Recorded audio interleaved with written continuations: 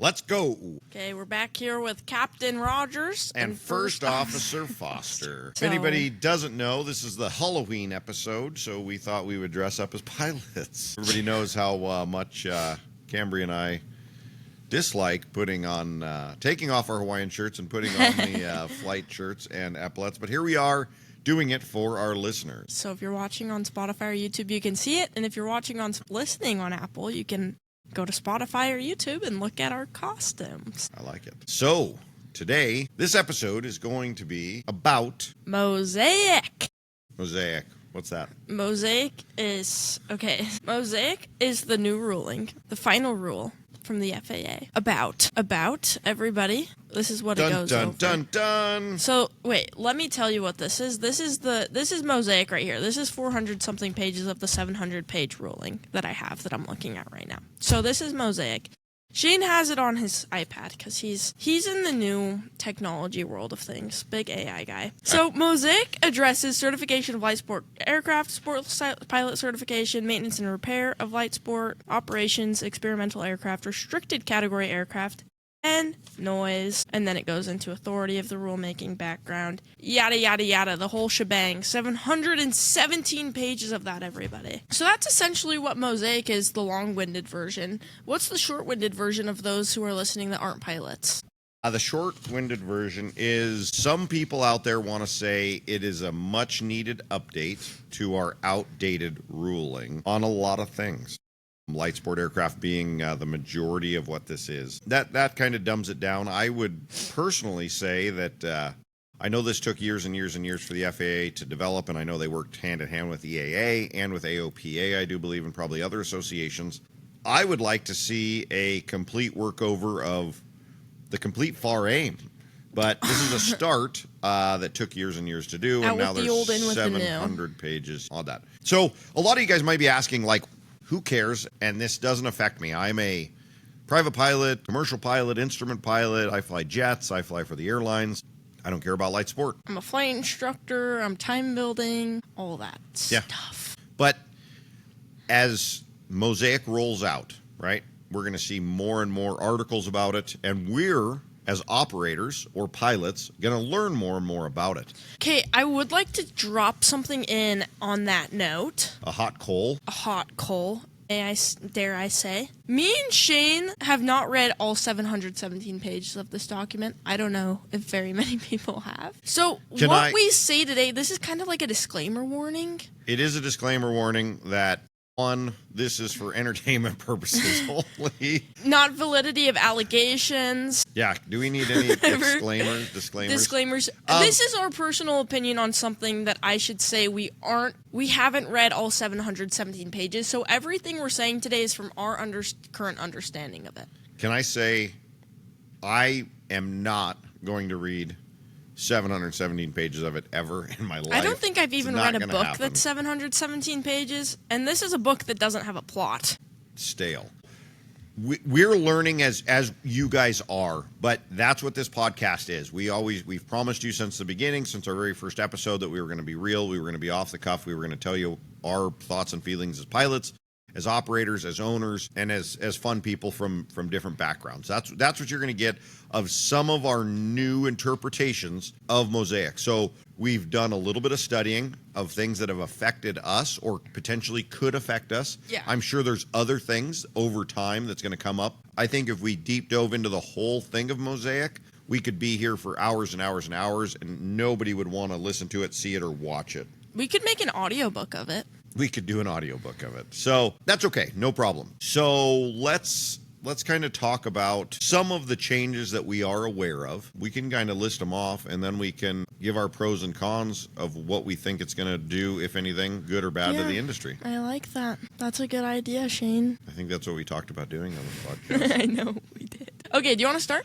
I'll start. From the top? Well, I think let's kind of go and kind of address things in the order that it's addressed in the document. Okay. Not that we're going to go... Guys, don't get lost in the sauce. Don't think this is going to be a dry episode. Don't tune out right now because you think it's going to be boring. It's not going to be boring, you guys. Because we're wearing epaulets. How could it be boring? Obviously. And it's the Halloween edition. Hold on. We've got to throw out our single, ready-to-mingle board operator is dressed up as well the Rogers BOI. At the Rogers Buoy Instagram. He's probably got the Snapchat looking for beautiful young ladies that are into pilots. Can we actually, Logan, can you put the camera on one of the cameras? Just walk over here and hop in. Because Logan's dressed up. I think we need to recognize that. He is dressed up as a... Come on over here, Logan. As Tom Cruise in Top Gun. At the Rogers Boy. So he's dressed up in a flight suit. Look at him. Look at that hair. He just got his haircut. Look at that. Look at this flight suited up guy. Logan is a pilot, ladies. So if you're looking for a sugar daddy, hit him up. He'll wear that flight suit to bed. Hopefully that wasn't too bad, what I just said. That's okay. Okay, guys. So, anyways, back to it. Number 1. Okay, certification of light sport aircraft. That's really a big one. That's a really big one. That's a huge one. One that I will, I'm going to throw this out there right now. One I don't know enough about, but I know a little bit. So as an operator. So what that section has done is opened up the possibility of a lot more aircraft being considered light sport or being operated under light sport privileges for the opportunity of a non-medical holding person to utilize their light sport license to operate those aircraft. So a lot of the things that changed, it removes the prescribed weight limits. So we used to have, 40. 1320. I have it pulled up. 1320. You got it. So the weight limits have changed. They use more of a stall speed, I do believe. Yeah, the stall speed. Up the stall speed. That's kind of one of the big things. Increased the available seats that the airplane can hold, not the amount of passengers that sport pilot can haul. So it used to be 2 seats. Now it's 4. Okay. But still only 1 passenger, correct? That's right. Okay. Now, the big one is there is no max weight anymore, from my understanding. That's my understanding as well. They've changed it to a stall speed. So if it stalls slow, then it can qualify for a light sport. They've removed the horsepower restriction, and I think the speed. So that's amazing. Okay.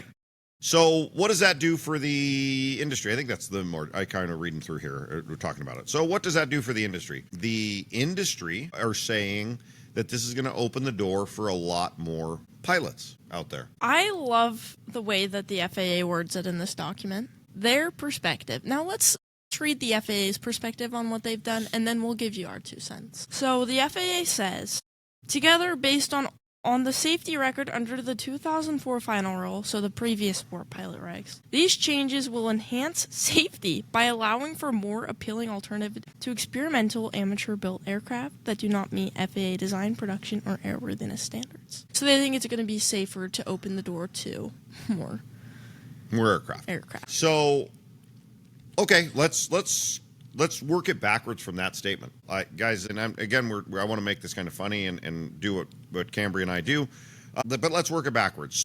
At one point in time, experimental amateur-built aircraft probably were not the safest aircraft out there. I don't think anybody can argue that. Okay, at one point in time, probably very, very early on in there, I think the experimental amateur-built aircraft have come leaps and bounds. I think the RV series of aircraft is some of the best aircraft ever built. They're phenomenal aircraft. They do very, very well. It would be hard to argue. I think Carbon Cub originally, don't hold me to this, but I think Carbon Cub originally was underneath a EAB or a special airworthiness, so experimental aircraft. I know that all the Long Easies, the Rutan design, was that. Some of these aircraft are phenomenal. The Lance Air line of aircraft were phenomenal aircraft, okay? So yes, when this probably started getting discussed, I think that probably made a lot of sense. Nowadays, there's thousands, and I mean probably tens of thousands of experimental amateur-built aircraft that meet or exceed FAA design. I think we've gotten a little bit ahead of the FAA design. We've made it very difficult to certify an aircraft. We hold this is my opinion. We hold every aircraft designer, manufacturer to, Cessna standard. I don't necessarily agree with that. And I think that's why it opened the door for experimental amateur-built aircraft. And I think in a lot of ways, the technology advancements in that experimental amateur-built aircraft field has created leaps and bounds improvements in aviation safety and everything else. I don't know what you think about that, Cambrie, but I can tell you some of the amazing engines. The Rotax engine started out that way. Some of the designs, some of the avionics. You can put any avionics you want in experimental aircraft. If I want to put those avionics in a certified aircraft, I can't do it. So you're going to tell me that somebody that has ADS-B in and out on their iPad that sees everything, can't put that in their certified aircraft because it's not approved, FAA approved, and going from there. I think that's I don't agree with that. When this probably started getting wrote, I think it probably made sense. I don't think it does now. Time changes quick. Time changes quick in aviation. So what is this going to do? Well, removing that weight limitation does a lot. So we were kind of joking about this, but it's not really a joke. It's more of a reality. If you find, for example, we talk about this, a beaver. Havilland Beaver. You can, what did you say? Stock to Havilland Beaver is 4 seats. You can get your sport pilot's license and go fly a Beaver.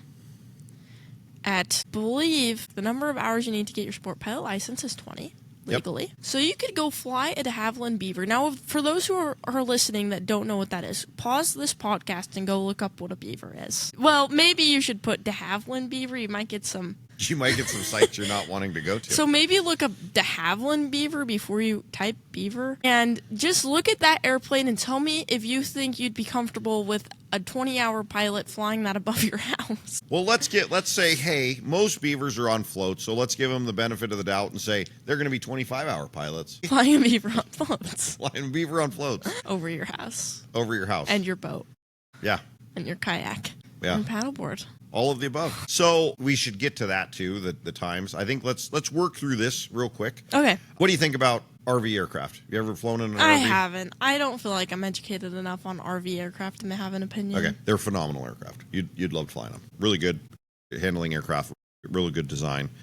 Just knocked it out of the park. And that's not the only one. I'm not trying to just say RV stuff. Like Lancer, there's a lot of great airplanes out there that designs out there that people have built and went from there. There's some real crappy designs as well, but there's some very, very good airplanes out there. So we, I think, are kind of on the same page that a weight limit change on that aircraft may open up the door to some things that we don't want to see. I want to talk about the fatalities statistic. Okay. Because I think this is really important on looking into sport pilots and what aircraft they can fly. So she's going to pull up a statistic that talks about accident rates. And the weird thing that you find when you start looking up sport pilot accident rates is the FAA rules it as a fatality rate, not as an accident rate. So if it's not a fatality, we don't get the real numbers in there. The probability back in the day with a light sport aircraft of being a fatality was a little bit less, I would think, because you're going so much slower in a lighter aircraft. And you had a lot of parameters that there's places you couldn't go. Like we've removed, I think there used to be a distance restriction, if I'm not mistaken. I'm not sure. Okay, I have it. So this is quite interesting. That's awfully high. Okay, I wonder if that's right. Why don't you walk through it? That's awfully high. Tell us what it is so we can go from there. A 2016 study found that fatal accident rate for light sport aircraft to be 5.2 per 100,000 flight hours. Another 2019 analysis found a slightly higher rate for light sport aircraft at 1.6 per 100,000 flight hours. So the light sport fatality rate is much higher than the regular general aviation rate of 0.93 per 100,000 flight hours. Now, that is really interesting. I thought I looked that up, and I thought it was the opposite way around. I thought it showed I thought it was too, but it's not looking like that. Okay. It looks like light sport aircraft have higher fatality rates. So why does anybody care what airplane flies light sport? I'll throw this out there. I don't care. List any airplane you want in a light sport. If we have less regulation from the FAA, I am a huge proponent of that. I think the FAA, in a lot of ways, slows down technological advancement in aviation, and I don't think it's a safe thing. I think the pilots that are flying them, the mechanics that are maintaining them and doing that, I think have a much better insight on that. I think the FAA definitely has their hand in the pot and needs to have their hand on the pot. Nobody should be flying an airplane that's unsafe. There should be never a fatality over something that was some oversight, and we definitely need the oversight there. But I think we need to work together rather than it being two different entities working in itself. So I don't know if Cambrie or I have any big beef on the change of what airplanes can be listed as sport aircraft. I think where our biggest concerns are going to lie in who can get a sport airplane license, what that looks like, what the reality of that looks like, and then some of the other changes there. So we want to go to the next one, which is what we want to probably talk about the most anyway. Sport pilot certification. So this is going to be your license, guys. So I do want to lead this one up by kind of talking about why everybody says that this is good. Everybody says this is a good thing because it's going to save people money. Yep. Which we'll dive into. And the second thing that they say is that it makes it more accessible because you don't need a medical, which isn't necessarily a change. That's not true. No. I'll go on record of stating that. Okay, go ahead. No. I mean, you finish your train of thought, but that was it. Okay, so yeah, the more accessible for people is this. I have a flight school, Cambrie, you're a CFI, you've had a lot of students, right? Historically, the only ones that ask about a sport pilot's license were the ones that knew that they had an underlying cause that would not allow them to get a regular medical. Did you see that? Did you ever come across anybody as an instructor that asked you those questions? I know. Okay. But I've heard of it, yes. So that's typically what happened. So there's always been the fine print, and this is the stuff I don't think anybody's talking about, that if you know you have a underlying medical condition that would exclude you from getting a normal standard category first, second, or third class medical, that you cannot operate a sport pilot's license. So that's a huge one that a lot of people overlook, and they don't want to read the fine print because they know that they have something that's going to keep them away. So what we've done is we've opened up this to where those guys were flying around in two-seat aircrafts, typically some sort of a Champ or Cub or small airplane like that, tube and fabric airplane for the most part, or lighter. It went out there and it was pretty light. If it hit anything, no harm, no foul. Typically the pilot maybe got hurt or the passenger, but that was about it. Now we're able to put those pilots into something bigger, heavier, and faster. Again, probably not that big of a deal, but I'll say it like this. So, and we've said this, I think, on other podcasts. So we could fly around in a 182, I think, falls underneath that category. Yeah. 172, 150, 152, Cherokees, potentially a Beaver. Some of these big aircraft that without a medical, we're going to save a bunch of money. We're going to save a bunch of money on training because now we can get our license in 20 hours. I think that's a misconception. Do you? Yeah, let's dive into why. Go ahead. Okay, so this is the legal. There's a huge. I talked about this in, I think, the last or the one before. There's a huge difference between legality and proficiency, and this is something that you really learn a lot in your private pilot, is the difference between legality and proficiency. So first, let's talk about the legality of it. I have the regulation pulled up, so I'm just going to read straight off the reg from the government. So to get your sport pilot's license, you need 20 hours of flight time, including at least 15 hours of flight training from an authorized instructor, and at least 5 hours of solo flight training in the areas of operation listed. So you need 2 hours of cross-country flight training, including some takeoffs and landings at an airport, 10 to be exact, to a full stop. 1 solo cross-country flight of at least 75 nautical miles total distance with a full stop landing at a minimum of 2 points in one segment of the flight consisting of a straight line, whatever. We'll just talk about the hours here. 2 hours of flight training with an authorized instructor of those areas of operation specified in preparation for the practical test within the preceding 2 calendar months. So that is what you need to get your sport pilot's license legally. Now, people are like, well, I'll just do that because that seems like a lot easier than a private pilot's license because I need 40 hours to get my private pilot's license. No one's getting their private pilot's license at 40 hours. No. So that means no one's, well, I shouldn't say no one. It's very rare, but it can happen. Logan can attest. He was an anomaly. He's a professional. He's a super pilot. 20 hours is so far of a stretch. Most people aren't proficient enough to solo at 20 hours, in my experience. I would agree with that. Now, back in the day, yeehaw, you had the cowboys that were out there soloing. You hear people do it at like we talked about it in the last episode, but one day training, whatever, that's just not really the reality of the situation these days. So the whole pitch is you can get your license quicker because you need less time. You're not proficient to fly an airplane after 20 hours. Most people aren't. It's just not the reality of the situation. Now, you could tell me, well, I don't have to do the 3 hours of simulated instrument and those other miscellaneous requirements that you need for private pilot, the night flying, yada, yada, yada. Okay, I'll take that. But I agree with you. Let's talk about the national average. So the national average is 68 hours. Mm-hmm. So let's back out 10 hours for that. You're 58 hours. Okay, exactly. It takes me, yeah. So, I'll throw myself under the bus. I didn't solo till I had 50 hours, and I didn't take my check ride till I had 100. Yeah. And you're a damn good pilot. Thank you. But it's just the reality. I understand. To an extent, okay, maybe you'll save $1,000, but it's not this groundbreaking, you'll save an ass load of money. It's just really not. So, and again, if you can get a regular pilot's license, do that. If you can pass a medical. Now let's take it a step further. So we've kind of beat that dead horse. We don't think that the numbers that the FAA is stating, and I would love, I'm talking to every FAA person out there, I would love to have an FAA representative come on and have a conversation with us. I won't debate you. I won't do anything else. I'd love to have a conversation with you of the hows and whys, okay? There was a lot of people. I'd have an AOPA. I have an EAA person. I'd have anybody that wanted to come on and do that. I would love to have them come on and have a conversation. So if you're out there, reach out to us. We'll have you on.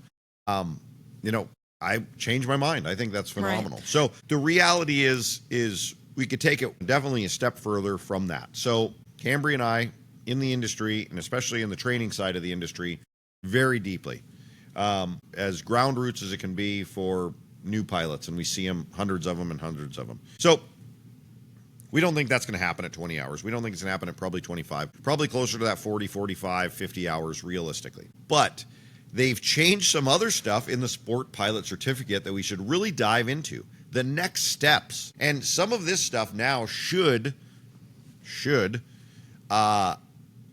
kind of infuriate all the young pilots that are out there that are working on building hours. So that's going to be the CFI ruling for sport pilots. Let's just talk about that real fast. Yep. Let's just stop there and talk about it, and then we'll keep going. So, okay, from my understanding, I think that this was in place before Mosaic, and it wasn't mainstream. I'll have to do more deep diving on that, but from my understanding, it was already in place. Okay. It just hadn't become mainstream yet. But you were limited on airplanes, so it wasn't ever going to be mainstream. Right. Now, all of a sudden, all these airplanes have opened up that this is going to be mainstream. So, CFI.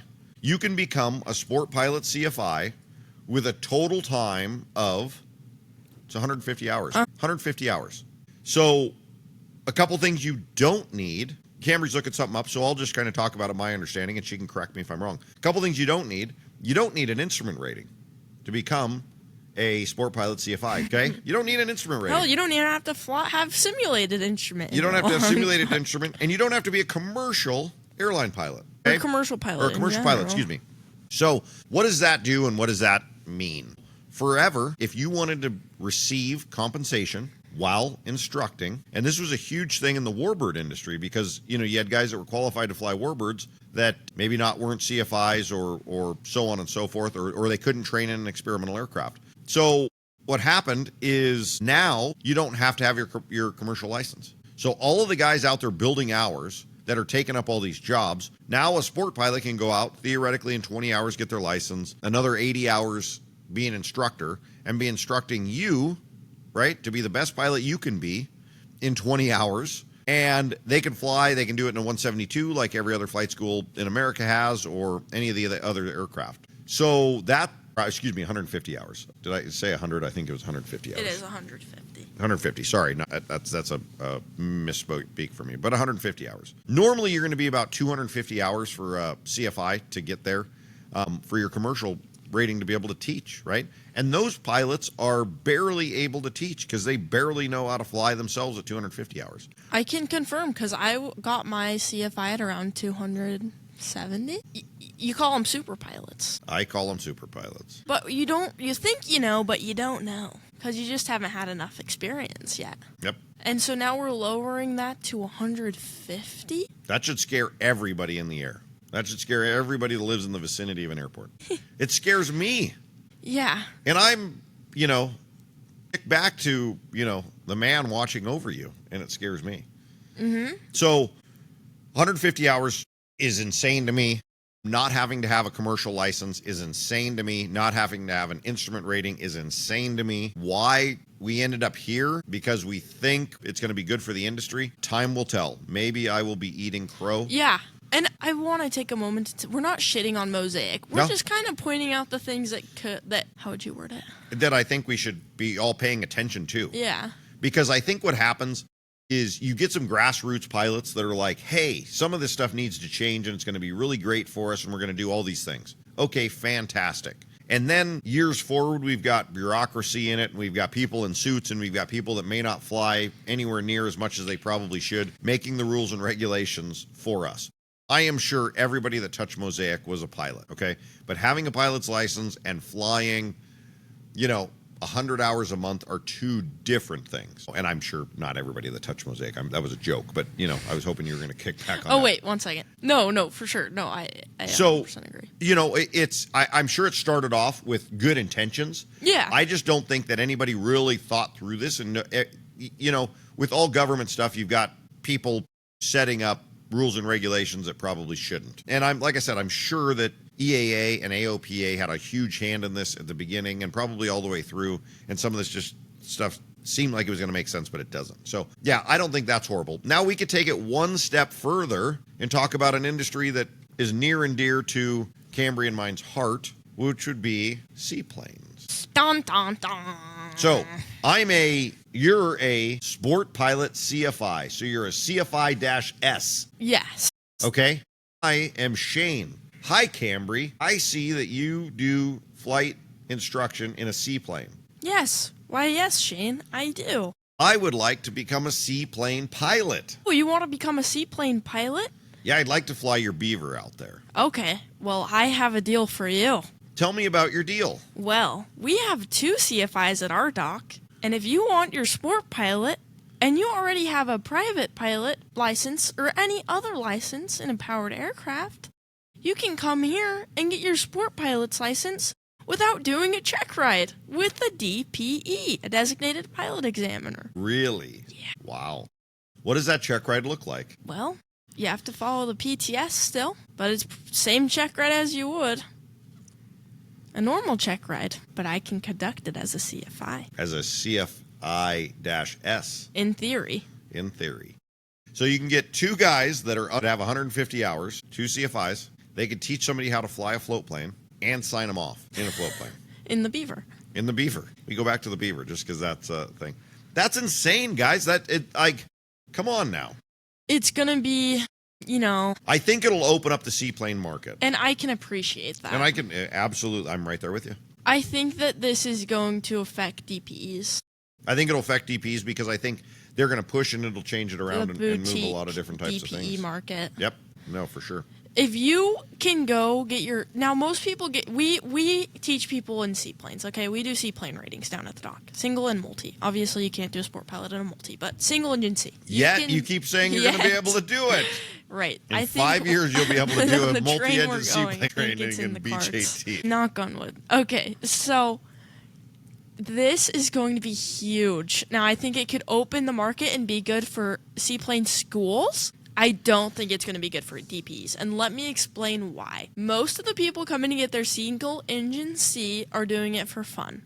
Most people are not using it. Funsies. I'd say about 5% of people get it because they want to have a job in seaplanes. So if you're telling me someone with a certificate already, we'll just say a private pilot license, single engine land, they can come to us and say, I want my sport pilot license. And essentially, they can do the same thing they would be able to do with a private pilot, single engine C, essentially. Because the airplanes have really opened up. They could come out to us, and one of the CFIs would do the training, and then another CFI would do check ride. So we don't need a DPE anymore. And these guys are going to save a ass load of money on a pretty damn expensive... Check rides are expensive. It just is what it is. Well, let's talk about. Sorry, I didn't mean to cut you Yeah, off. no, that was all I had. So, as an operator, let's talk about the potential cons of that. Okay, because I'm curious what you're going to say. So now you've got. Do we have to be politically correct? Now we've got About to Lucy say. just went out and bought a 1946 Champ on floats. It hasn't had a real inspection or anything in forever. And Lucy's got 150 hours, 156 hours. Okay. And she goes to her friend, John, says, hey, we've got a pond out back of the house. Let's run an ad, and we can do seaplane pilot ratings here. Without a DPE. Without a DPE. The DPEs still have oversight by the FAA. But now we can do this out of our pond. Nobody's really watching us, and we're just going to be signing people off for seaplane ratings. Sport. Do they have to have 100 hours on those airplanes? We do. We're pretty heavily monitored by the pretty FAA. heavily monitored. We're pretty heavily monitored by drug and alcohol programs. That's something that's not addressed in here. You know, what they've loosened up this thing for these CFIs so much, like, you know, does that hurt the seaplane market for the operators that are out there that have been doing this for eons? I mean, think about some of the operators that have been out there and how long they've been doing this. Right. For decades. Well, I'll use an example of my Utah homies. So back in the day, not that long ago, you could still do this new 2CFI thing. Isn't new. This has been around. This isn't anything new, but I think it's just going to become more known. So I helped a guy get his sport seaplane with another CFI, so we could still do the training check ride thing because he already had a license, which is great. Okay, so the problem was that we're in Utah and there's no seaplane DPEs in Utah. That's why we had to go the sport pilot route, which is just fine because you didn't need a DPE. You still don't.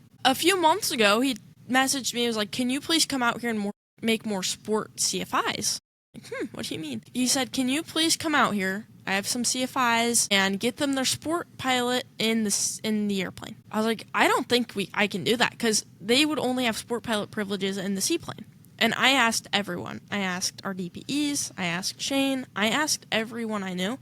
No, everyone said they can't do it because they don't have a commercial. They can't teach. They don't have privileges to teach a seaplane pilot as a sport pilot. I don't really know if this CFI sport thing was prior or new to Mosaic. I'd have to read my Mosaic Bible here. Which you're going to do every night before you go to bed. My bedtime story to find that out. But everyone said, no, you can't do it. Well, now it's very clear that, yes, you can be a sport pilot CFI.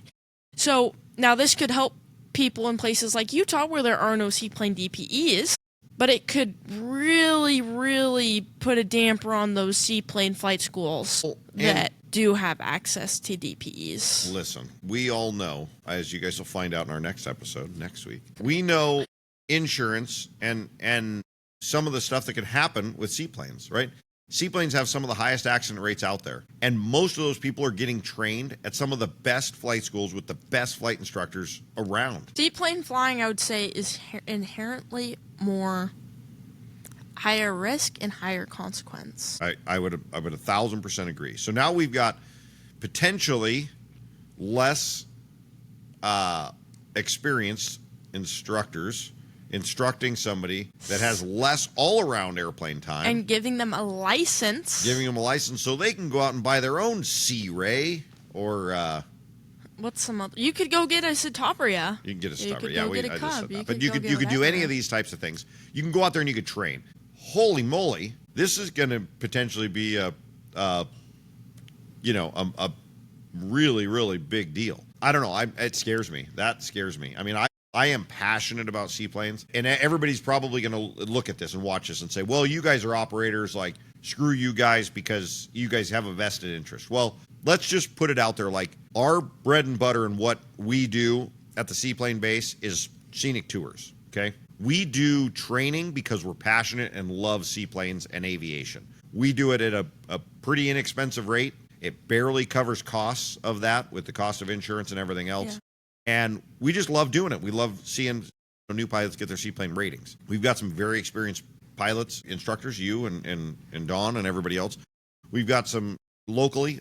We've got a lot of history here doing instruction, and we're pretty affordable. And really, let me add this, really experienced DP that know when or when not someone should get their seaplane rating. Yeah, if it's your buddy, I shouldn't say that because CFIs are going to be screwed. It just comes down to experience. Yeah. But if the accident rates go up on seaplanes, that hurts all of us because our insurance rates are going to go up. Right. Right? So if our insurance rates goes up, then what happens? You know, Lucy, that may or may not have insurance because it's so expensive and she's only got 150 hours and now she's teaching, may not have it. Mm-hmm. You know, and she's doing it to her friends, doing all the stuff. So I don't. We could be so wrong. This could be, I think in certain scenarios, I think this is going to be really, really good. Like I said, like places where you can't get seaplane DPEs, I think it could be good.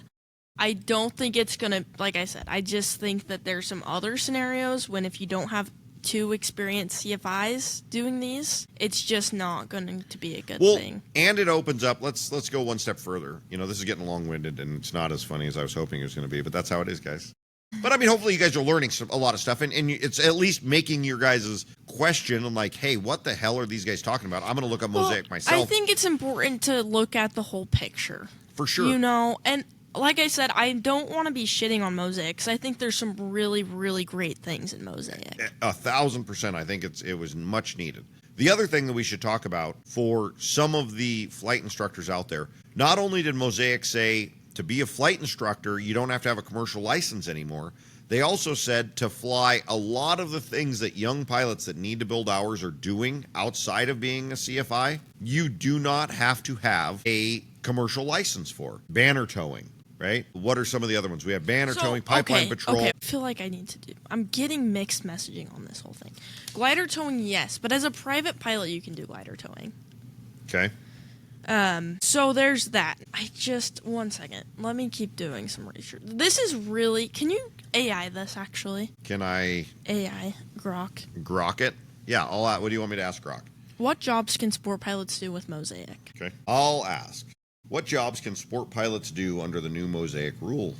Beyond just joyrides. You snagged. Okay, pause it. I have it. Okay. So, I mean, she kind of nailed it there. For example, sport pilots are now allowed to receive compensation for limited commercial operations such as pipeline patrol, aerial photography, and glider towing with training. Aerial photography and pipeline patrols, the big one there. For young guys and girls that have invested $100,000+ into their training trying to make it to the airline so they can build hours. Sport pilots, I could be wrong. This is so new. We have no idea how this is going to play out. As an employer, are you going to pick someone... Now, this doesn't apply to everybody, but it could apply to some. Are you going to pick someone who you don't have to pay or who you have to pay? Somebody I don't have to pay. Well, are you asking me or are you asking general? Just in general. What is it for? Survey. If they're flying an airplane, probably whoever has the best resume.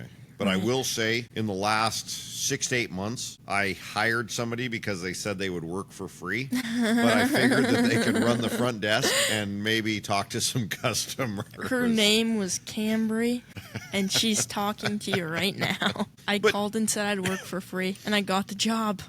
And we didn't even have a job opening. But then turns out that you're a mediocre pilot. I turned out I'm a pilot now. So, yeah, I mean...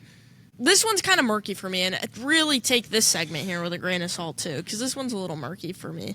The new privileges of sport pilots doing that stuff. That one is a little bit... I'm a little bit confused by that. Don't really... Like I said, I'm going to have to read the Mosaic Bible, and we'll come back next time after I read my 717 pages on my cruise. Oh, is that what we're going to do? You're going to come back and you're going to know it? I'm going to tan out and read this. Okay, good. Well, Please. This and the rest of the 300 pages. Guys, this is double-sided, too. Like, come on. So, the things that scare us, I think if we wrap this up a little bit here, I think the things that scare us, or the things that scare me, and you could say the things that scare you. One, don't let anybody bullshit you. I'm going to use that word, bullshit you into thinking you're going to become this sport pilot and be a safe, efficient, proficient sport pilot in 20, 25, 30 hours. You're not, okay? So let's say you want to save some money. You don't want the medical. You think you're going to save some money and you're going to save the 10 hours that you think, that's going to save. Okay, great. Go and do that. The other thing is guys, like, if you know you don't qualify for a medical, don't get a sport pilot's license. Like, if you have epilepsy or whatever you have, right? I want everybody to get their pilot's license, but I want it to be done in a safe manner. I don't want insurances to go up. I don't want accidents. Anytime we hear of an accident, it's front page news. People get ran over by cars daily. People get shot walking around, cities daily. That's not front page news. One airplane goes down and it's so hot over social media, it's insane, even if nobody gets hurt. So think about that before you go in and do that. Look and see what you want to do and how you want to do it. I don't think it's a be-all, end-all. I think at the end of the day... Wait, 1 second, guys. I did my reading, everybody. The Sport Pilot CFI is new as of Mosaic. Yeah, I think we said that. I said I think that it was before, but it is new. Okay, that's all I had to say. Keep going. Sorry I interrupted your train of thought. Now my train of thought's gone. Crap! Damn it! So yeah, I think it's not going to create safer. I'm sorry, FAA or whoever the powers that be that are saying that it's going to create safer pilots. I do not agree with that statement. I think a safe pilot comes with experience, and I think experience comes with time in aircraft. No amount of simulator time, no amount of anything. Shortcutting the time that it takes to become a good pilot is something very, very scary that we have to look at. And I understand, yeah, we've got to take the training wheels off for somebody to get the time to become experienced. We've got some phenomenal CFIs out there in the world, and it's taking, national average 68 hours. So yes, you're getting people that are getting done 40, 45 hours. You're getting people that get done 100 hours, like you, Cambrie. There's nothing wrong with that. I mean, you can still be a phenomenal pilot if you've went 100 hours, right? I mean, it's just... Once you get those 100 hours, then you really start learning. I mean, you get the license to learn. Right. So, yeah. What's your synopsis of the things that we have talked about that we do know about? I think Mosaic is going to be good, but I think we need to be cautiously optimistic. I can get behind that. I think that's kind of all. I think we need to just be aware of what's going on. I think that we need to be aware, hyper aware of the changes and how the implementation is going. And I'm not the FAA, so I don't really... Boy, if I was the FAA. No, That's the problem, right? We get people in the FAA that you're never going to go to the FAA because you're such a good pilot and everybody in the industry wants you. But we get a lot of people that end up in the FAA. No, I don't think that's everybody. I think that I don't think it's everybody, but I think statement on that. Well, yeah. Listen, you don't want your ticket pulled. No, I think there are shut up! You're talking about the FAA. No, there really are some great people in the FAA, but just like in every job, sometimes you just turds. get shitty, poopy people in there. Yep, and it ruins it for a lot of people. And I would love to see, if anybody from the FAA ever was to listen to this, what I would love to see overhauled next is maintenance on GA. We've got these aging aircraft that are 40, 50, 60, 70, 80, 90 years old, and we're still utilizing these standards that don't make sense. I argue with FAA people constantly. I legitimately, and I think Cambrie as my witness, went back and forth with some FAA people today, and then had to reach out to engine manufacturers and everything else over something that I know I'm right, but now they're asking me to prove that I'm right. But like I'm the mechanic signing it off. I don't need to prove myself. It's not your question to ask me if I'm right. It's your question if I'm doing something wrong to evaluate what I'm doing and to let me know if I am doing it. The problem with our situation is there is nothing. There isn't. That's the thing. But if there's nothing, then I'm right. But, I digress. We'll get into that later.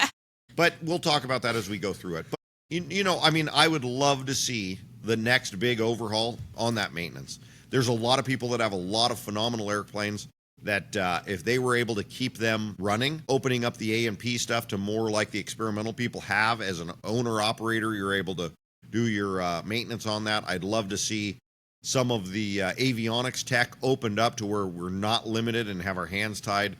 All these avionics manufacturers have experimental avionics that we can save tens of thousands of dollars in a panel that makes it much more safe, much more situational awareness, checks all the boxes, and it being an issue going from there. So who knows? So we'll see what happens with the FAA in next 20 years. Well, I think we're going to know what's going to happen with this Mosaic in 3 to 5. 3 to 5, I think we'll see a huge change there. But yeah, I want to say thank you, everybody, for watching. And listen to next week's episode, you guys. Next week's episode is actually a great one. It's so juicy drama tea. Yeah, there's a lot going on in there. I'm sure everybody's seen it across social media. Can we spoiler alert what next episode's about? Yeah, spoiler. The beaver sank. The beaver sank. I'm sure everybody on the earth. What did you name that? Beaver sank. The sinking of the wet beaver? It's called My beaver got wet. Our airplane sank. Let's talk about it. That's it? Well, I can edit it. What do you want it to be called? What did your mom call it? A wet Okay, beaver or your parents? My mom said, okay, we talk about this story, but I'll kind of give a synopsis of the story. It's a little bit of touched on an episode. My mom and dad sent us cookies that said, sorry, your beaver got wet. That should have been the episode right there. Sorry, your beaver got wet. That legitimately. And in parentheses, our plane sank. That should be that should be the name of Do you that think episode. they'd ban it? No. Okay, we should do that. We're going to do that, guys. So watch out for the next episode. Watch Sorry, out for the your next beaver got episode. wet. And I should go out there. I wish that we could somehow put a survey on here. You know what I'm saying? I think we can, actually. We can? Yeah. Okay. I've got a question for everybody. So we've kind of given you the spoiler alert of what the next one's about. Go and watch it. The next one's phenomenal. I get into good, bad, and indifferent. You see me in all kinds of different emotions, crying, Screaming, smiling, throwing up. Yeah. Just convulsing on the floor. Not really, but okay. De Havilland Beaver. For you people that don't know what that is, look one up, okay? You can go right online, Google it, De Havilland Beaver. It's the kind of the quintessential float plane. And then look up Garmin G500 TXI. Can we put a tally on here? Says yes or no. Please vote. Please vote. It will probably affect what we put in the beaver. It's an avionics thing. So take a gander. So we're doing that. No, thanks, guys. We really, really appreciate this. Hopefully you guys are getting as much enjoyment out of this as we are doing them. I know I really look forward to doing these. It's fun. We've got a fun crew. I wasn't sure how these were going to start turning out, but I think they're turning out pretty phenomenal. Big thumbs up from me. Oh, it is pretty neat there. We want to thank our corporate sponsor, Jim's Gunsmithing, located in Hayden, Idaho. Big Hayden, Idaho. If you're needing a gun restored, if you're needing a gun purchased, if you're needing a gun transferred, gun needs, please reach out to Jim's Gunsmithing. So, yeah, we've got that. Yeah, that's basically where we're at here. That's a wrap, everybody. Happy Halloween. Go out there with your kids. If you guys are listening to this with your kids, pay attention to your kids. Don't let them cross the street alone. Please. Because they're watching. Well, do it on Apple. Then they can't watch it. Look both ways. Look both ways. Okay, we'll see you guys. Look both ways on Mosaic. Yeah, sure. All right. Thanks, guys. Cambrie's going to have a pretty neat one on a couple episodes from now. She's going on a cruise, so we will be saying goodbye to her tomorrow. But, yeah, this will post tonight at midnight. Oh, yeah. Okay. Bye, guys. Later.